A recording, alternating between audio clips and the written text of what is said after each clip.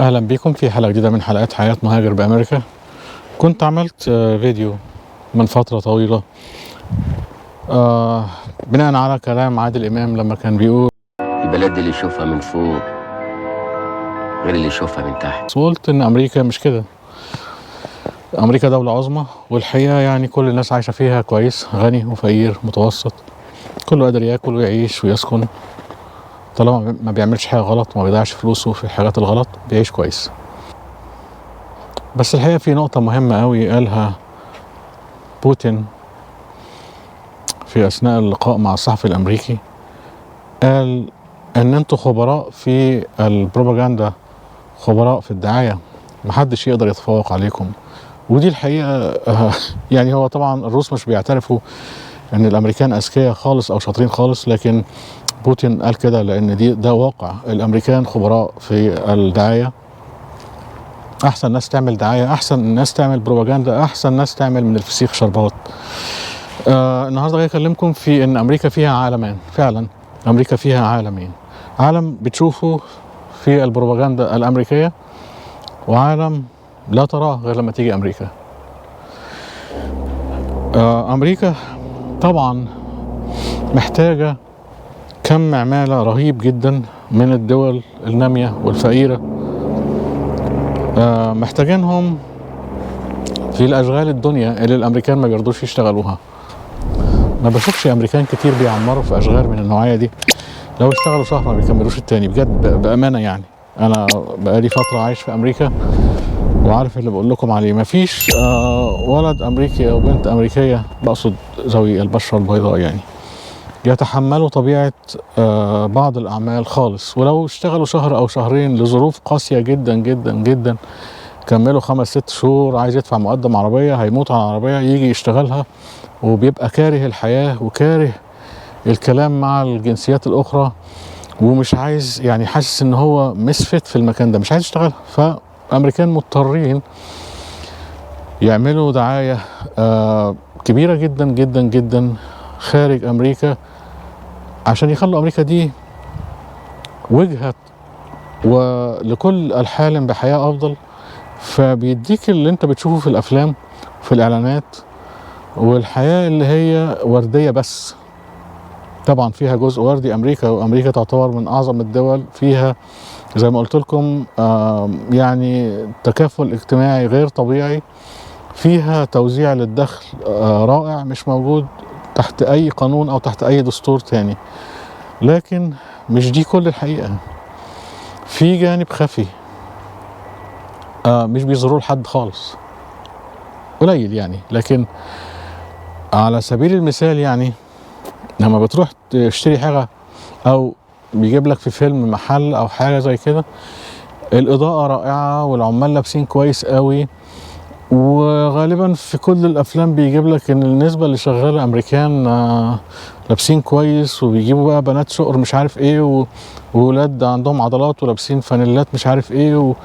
ده مش واقع الأمر، لأن يعني نسبة الناس اللي بتشتغل في الحاجات دي كلهم أسبان ومهاجرين، وقلما تلاقي حد أمريكي أو حد حتى لابس كده. يعني لما بتخش الناحية التانية اللي هي ناحية الشغل بقى، بتلاقي إضاءة. حتى الإضاءة يا جماعة بالأمانة، يعني أنا يعني اللي بيشتغل عارف الكلام اللي أنا بقوله، هيلاقي الإضاءة في مكان الشغل اللي ورا بتاع العمال منخفض عن الإضاءة اللي بره اللي معمولة للمستهلك أو للكاستمرز.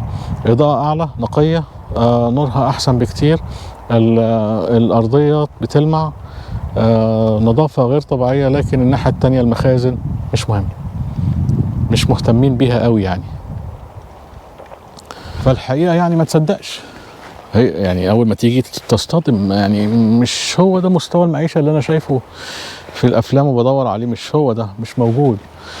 تروح أوتيل، لو اشتغلت في أوتيل هتلاقي الأوض، لو يعني السوبرفايزر عدى ولقى شعراية هيحاسبك عليها.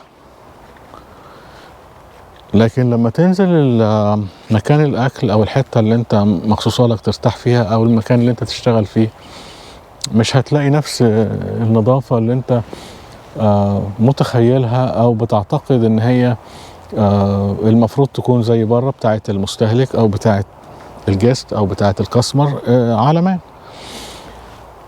تلاقي بيجيبوا الريزورس وبيجيبوا فلوريدا وبيجيبوا موجود، انا ما بقولش مش موجود، موجود. وبتلاقي رحلات الصيد واليوتيوبرز بيروحوا يصطادوا وكل واحد عنده مركب ثمنها كام ألف دولار، والبيت اللي موجود على الكانال يطلع من البيت عنده حمام سباحة والكنال موجود يصطاد فيه ويشرب القهوة الصبح. دي البروباجندا الأمريكية طبعا موجود. لكن في نفس الوقت تروح فيلادلفيا تلاقي المدمنين موطيين وماشيين منحنيين بيلحسوا التراب، وتلاقي مشردين في نيويورك هوملس كتير، حتى في بنسلفانيا في هوملس كتير. وفي نفس الوقت تلاقي حاكم ولاية نيويورك بيأمر بأن كل المهاجرين الليجال يديهم فلوس تقريبا على ما أتذكر، مش فاكر قوي، تقريبا 250 دولار للفرد عشان يصرفوه على أكل الأطفال وعلى يعني الأكل ولبن الأطفال وحاجات زي كده. طيب ومسكنهم في أوتيلات وفي جيمات، ما بيدفعوش حاجة، يعني هو متكفل بكل حاجة. وفي نفس الوقت في كمية مشردين كبيرة جدا في أمريكا ومش بيعملوا لهم حاجة. يعني تقعد تفكر كده تستغرب، طب ليه مش بيعملوا كده؟ يعني على الأقل كانوا نظفوا الدنيا خالص ومنعوا 3/4 الجريمة لو كانوا اعتنوا بالناس دي وقعدوهم، أجروا لهم أوتيلات وقعدوهم مثلا زي ما عملوا مع الإليجال إيميجرانتس. لكن ما حصلش.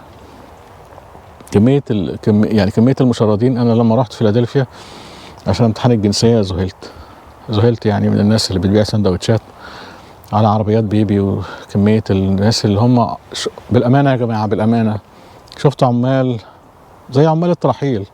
فاكرين زمان في مصر لما كان معلش يا جماعة الشحن بتاع الكاميرا خلص، فنكمل بقى في الاستوديو. الجو على العموم الجو برد جدا بره، فبالنسبة لي يعني اندورز أفضل. عايز أقول لكم إن أنا أول مرة أروح فيها فيلادلفيا وشفت عمال الترحيل اللي قاعدين على الرصيف ماسكين كوريك ولا مسطرين ولا أي تولز كده عشان حد يقف، يعني شغال في كونستراكشنز يقف وياخدهم يشغلهم يومية ولا حاجة. شيء صعب قوي. ستات أنا بقول اللي أنا شفته يعني أفريكان أمريكان تلاقيهم زقين عربية بيبي حاطين فيها سندوتشات عشان يبيعوهم.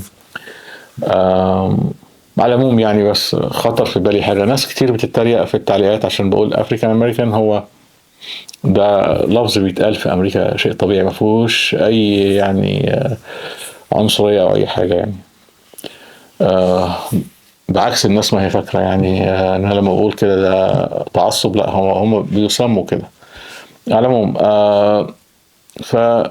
بتصطدم بالواقع وبتشوف ان في عالمين في امريكا. وانت لما بتيجي ممكن تشتغل اشغال من اللي هي في الاماكن اللي قلت عليها ديت، اللي هي الاكوموديشن فيها مش عالية، البريك روم مش يعني افضل حاجة في الدنيا، والباك روم اللي هتقعد فيها مش افضل حاجة في الدنيا، ولكن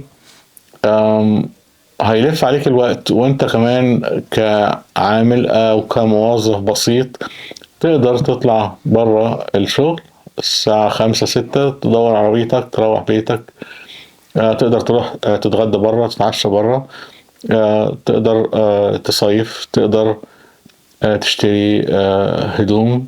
ولما تروح كل الأماكن دي اللي فيها خدمات دي هتشوف طبعا الجودة والإضاءة العالية بقول عليها، والأكوموديشن والكاستمر سيرفيس العالية. فأنت النهاردة شغيل أو النهاردة موظف بسيط، بكرة أنت كاستمرز، فبتشوف الوجه الآخر، فأنت بتحيا العالمين. وتقدر تعمل وتمارس هواياتك زي ما انت عايز، ايا كان. ان شاء الله تلعب جولف، ان شاء الله يعني انت عايز تأجر ساعة تروح تلعب تنس، ولا تروح تلعب كرة قدم، الملاعب موجودة والدنيا مفتوحة. فانت جودة الحياة موجودة يعني في امريكا. هي بس مجرد ملاحظة، مش معناها نقد ولا حاجة، لكن هي ملاحظة موجودة في أمريكا. ممكن تلاقي حد بيشحت، ممكن تلاقي حد مدمن موجود في شوارع فيلادلفيا، وفي نفس الوقت هتلاقي ناس بسيطة أبسط، يعني يمكن هم كانوا شغالين أشغال أحسن ولكن أساءوا التصرف، ولكن هتلاقي ناس بسيطة جدا وأقل منهم عنده عربية وعنده بيت وعنده أسرة وملتزم وعايش كويس. بلد المتناقضات فعلا فعلا فعلا فعلا يعني. عايز أقول دي يعني دي أهم حاجة وأحسن حاجة موجودة في أمريكا، ان انت كل الناس الفوارق الطبقية ممكن تختفي في لحظة. في ناس معاهم ملايين ومليارات، وفي ناس بسطاء بياخدوا 2000 ولا 3000 دولار في الشهر، يدفع نصهم ايجار ولا رهن بيت، ولكن بيقدر يعيش، بيقدر ياكل كويس ويلبس كويس ويتفسح كويس لو اجتهد وما صرفش فلوسه في حاجات هايفة يعني. بس ده اللي انا كنت عايز اقوله النهارده، مجرد ملاحظة يعني، مجرد توضيح. ما تصطدمش وانت جاي امريكا لما تلاقي حد بيشحت او واقف بيعزف حاجه وبيشحت، او جايب سماعه كده حاططها وكاتب يافطه ان هيلب مي ام هومليس، حاجات زي كده. ده ما يصدمكش، ده موجود، الاتنين موجودين في امريكا يعني. وبس الفرق ان ده اساء التصرف وده احسن التصرف فنجح، وده اساء التصرف فبقى حاله كده. بس أرجو أكون وضحت النقطة دي النهاردة. أشكركم وألقاكم الحلقة القادمة إن شاء الله.